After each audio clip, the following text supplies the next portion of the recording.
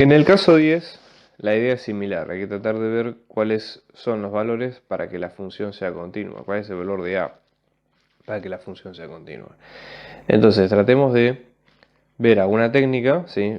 Que nos permita tratar de buscar un límite único para esta función y ver cómo funciona, justamente. Entonces, la particularidad que tiene este límite, vamos a plantearlo de esta manera.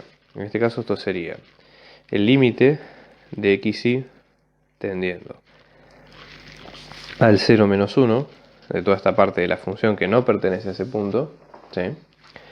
De x al cubo menos x por y más 1 al cuadrado sobre x al cuadrado más y más 1 al cuadrado. Fíjense que este tema tiene bastantes similitudes con lo que vimos nosotros antes, ¿no?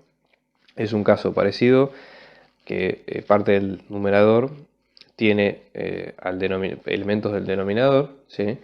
Ambos están al cuadrado, con lo cual tiene un aspecto de que puede resolverse con un teorema de sándwich, por los casos que vimos antes. Sin embargo, hay que tocarla un poco la ecuación. Piensen, por ejemplo, que nosotros tenemos este x al cubo acá, que tenemos que tratar de trabajarlo un poco previo a hacer la cuenta. Por teorema de límites, la ventaja que tenemos es que se puede separar esa resta en una resta de dos funciones. Entonces esto nos va a quedar, ¿no? Como límite de xy yendo a 0 menos 1, vamos a pensar en esta resta que nos va a quedar x al cubo sobre x al cuadrado más y más 1 al cuadrado menos, y otro límite,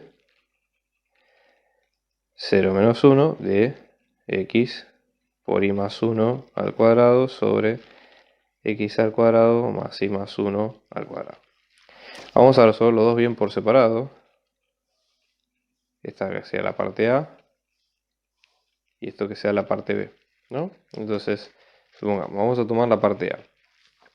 Este caso tiene una similitud con lo que vimos del 0 por acotado, porque tiene el 0 por acotado o teorema del sándwich que tiene un x al cubo que en parte está también en el denominador. X al cubo se puede pensar también como si fuera x por x al cuadrado. Y puede parecer una trivialidad, pero eso hace a que nosotros podamos usar este teorema sin problema.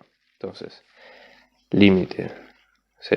Vamos a aislar este x, igual que lo hicimos antes, ¿no? Fíjense, por lo que vimos antes, esta fracción siempre va a ser numerador menor al denominador. O sea, vamos a tener x al cuadrado, número positivo, va a ser menor o igual a x al cuadrado más y más 1 al cuadrado. Esto para todo R2. Dividimos ambos lados por el término de la derecha. Esto nos va a quedar x al cuadrado sobre x al cuadrado más y más 1 al cuadrado va a ser menor o igual a 1. Y en módulo, por el hecho de estar en el límite, esto nos va a quedar x al cuadrado sobre x al cuadrado más y más 1 al cuadrado menor o igual a 1, y esto es menor a 0. Si multiplicamos ambos lados por x módulo de x, porque nos acercamos tanto por valores positivos como negativos, fíjense cómo queda este límite. Esto va a quedar 0, esto nos va a quedar siempre esto que está acotado entre 0 y 1, ¿sí? La f, módulo de f, y después acá esto que está acotado en módulo de x. Cuando tomamos el límite tendiendo a 0, esto por ser una constante queda en 0, esto queda en 0, y por ende, por teorema de sándwich, este límite va a valer 0. Con lo cual, el límite en la parte A va a quedar igual a 0.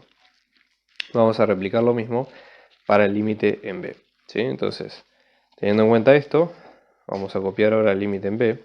Entonces tenemos límite, esto sería B, ¿no? Tenemos límite de xy tendiendo a 0 menos 1 de x por y más 1 al cuadrado sobre x al cuadrado más y más 1 al cuadrado.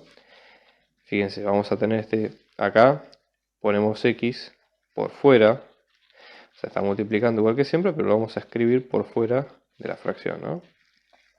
Acá ocurre lo mismo que en el caso anterior. Fíjense, esta fracción y más 1 al cuadrado va a quedar menor o igual a x al cuadrado más y más 1 al cuadrado. Dividimos ambos lados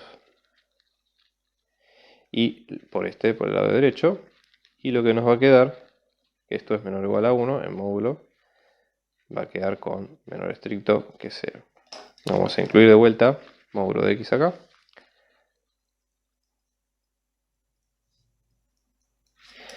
Y cuando tomemos el límite tendiendo a 0, esto tiende a 0, esto tiende a 0, por ende, va a quedar el límite entre 0 y 0. Entonces, por conclusión, el límite de xy tendiendo a 0 menos 1, de f habíamos dicho que era a menos b. En este caso a vale 0, b vale 0, así que el límite vale 0. Si recordamos, como la función para todo punto el límite tiene que ser 0, y en el punto 0 menos 1 no es una constante, la respuesta es que a debe ser igual a 0 para que la función sea continua. ¿Sí? Esa sería la conclusión.